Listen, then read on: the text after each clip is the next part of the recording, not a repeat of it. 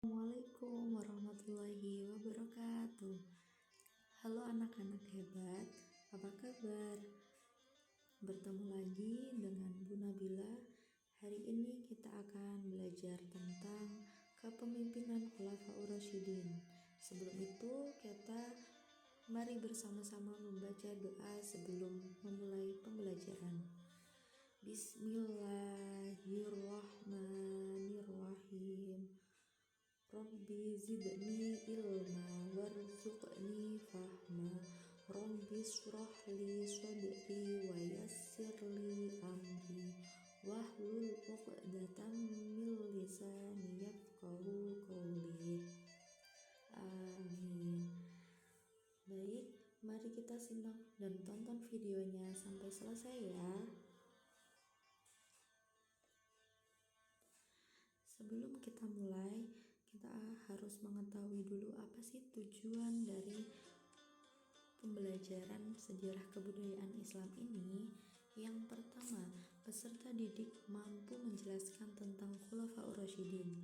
Yang kedua, peserta didik mampu mengidentifikasi profil dan prestasi-prestasi para Khulafaur Rasyidin. Dan yang terakhir adalah menerapkan atau mempraktikkan sifat-sifat terpuji Khulafaur Rasyidin dalam kehidupan sehari-hari. Nah, yang pertama, apa sih arti dari Khulafaur Rasyidin? Khulafaur Rasyidin berasal dari dua kata. Yang pertama khulafa yang artinya pengganti, dan kedua Rasyidin artinya yang mendapat petunjuk. Jadi Khulafaur Rasyidin merupakan para pemimpin yang menggantikan tugas-tugas Rasulullah. Nah, tugasnya tuh apa aja? Tugasnya adalah menggantikan Rasulullah sebagai kepala negara, kepala pemerintahan, dan pemimpin umat. Adapun tugas kenabiannya tidak bisa digantikan.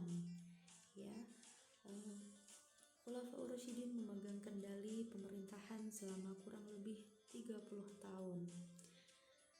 Siapa saja Khulafaur Rasyidin itu? Nah, Khulafaur Rasyidin ini jumlahnya ada 4. Yang pertama adalah Abu Bakar, yang kedua Umar bin Khattab, yang ketiga Utsman bin Affan, dan yang terakhir adalah Ali bin Abi Thalib. Melalui sejumlah prestasi yang luar biasa, Khulafaur Rasyidin mampu mengangkat Islam sampai ke puncak kejayaannya. Nah, tapi dalam pertemuan kali ini kita hanya membahas 2, yaitu Abu Bakar dan Umar bin Khattab. Untuk yang lainnya akan kita bahas di pertemuan berikutnya. Oke, apa aja yang akan kita pelajari ke depannya? Yang pertama adalah profil. Jadi kita kenalan dulu sama Abu Bakar dan Umar bin Khattab. Yang kedua, kebijakan beliau ini ketika menjabat sebagai khalifah. Dan yang terakhir adalah prestasi yang diraih selama beliau memerintah. Baik, kita kenalan dulu sama khalifah yang pertama, yaitu Abu Bakar. Abu Bakar ini adalah orang yang paling setia dan paling dipercaya oleh Nabi Muhammad.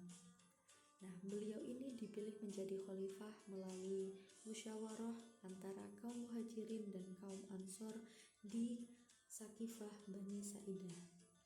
Apa sih pertimbangannya? Kenapa kok milih Abu Bakar? Nah, salah satunya beliau itu orang yang gigih dalam melindungi orang-orang yang memeluk Islam. Begitu. Nah, beliau ini menjadi khalifah selama 2 tahun karena beliau itu fokus menyelesaikan permasalahan dalam negeri. Apa sih masalahnya? Yang pertama, beliau ini menumpas kelompok pembangkang. Kelompok pembangkang itu adalah kelompok yang ingin memisahkan diri dari kekhalifahan Islam. Mereka itu memiliki pikiran bahwa setelah wafatnya baginda Rasul, maka berakhirlah kekuasaan Islam atas mereka. Selain itu banyak sekali orang yang mengaku nabi, ada juga kelompok yang menolak membayar zakat, yang membuat Abu Bakar ini memutuskan untuk memerangi mereka semua. Yang kedua, modifikasi Al-Quran. Nah, Abu Bakar As-Siddiq ini mendapat ide dari Umar bin Khattab yang khawatir karena banyak sekali kaum muslim, terutama para penghafal Quran yang meninggal dalam peperangan. Maka dari itu Abu Bakar menunjuk Zaid bin Sabit sebagai pemimpin pengumpulan lembar Al-Quran yang sekarang kita sebut dengan Mushaf Al-Quran, seperti itu. Yang ketiga adalah perluasan wilayah. Perluasan wilayahnya ini sampai ke wilayah Syria, Persia, dan Bizantium. Nah, kepemimpinan Abu Bakar yang sangat singkat ini disebabkan oleh munculnya beberapa kelompok yang ingin memisahkan diri atau keluar dari kekhalifahan Islam. Jadi beliau ini meskipun sebentar, namun beliau fokus menyelesaikan permasalahan. Sifat terpuji Abu Bakar yang dapat kita teladani ada 4, yakni dermawan, gigih menyebarkan agama Islam, setia dan sederhana, dan yang terakhir beliau memiliki pemikiran yang cerdas. Selanjutnya ada Umar bin Khattab. Beliau sejak kecil dikenal sebagai orang yang pemberani, keras, dan tidak mengenal putus asa, sehingga disegani dan ditakuti oleh orang-orang Quraisy. Maka dari itu Umar memiliki julukan singa padang pasir karena keberanian beliau. Prestasi Umar bin Khattab ada apa saja? Yang pertama adalah perluasan Islam sampai ke negara Eropa. Itu paling jauh ya. Kemudian yang kedua adalah menata administrasi dan keuangan di pemerintahannya. Dan yang terakhir adalah yang dampaknya bisa kita rasakan sampai sekarang adalah menetapkan kalender Hijriyah. Selanjutnya, apa saja sifat-sifat terpuji Umar bin Khattab? Yang pertama, pasti tegas dan pemberani. Beliau ini juga cerdas serta peduli terhadap rakyatnya. Beliau juga dikenal dengan orang yang sangat sederhana dan amanah.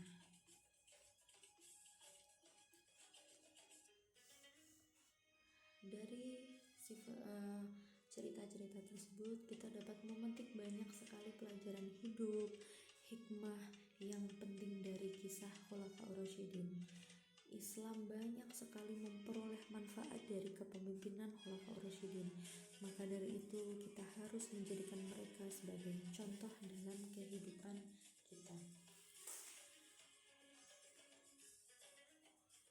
Alhamdulillah, hari ini kita sudah belajar sedikit tentang kepemimpinan Khulafaur Rasyidin. Semoga ilmu yang kita dapatkan dapat bermanfaat dan membawa barokah untuk kita semua. Sampai jumpa di pertemuan berikutnya. Wassalamualaikum warahmatullahi wabarakatuh.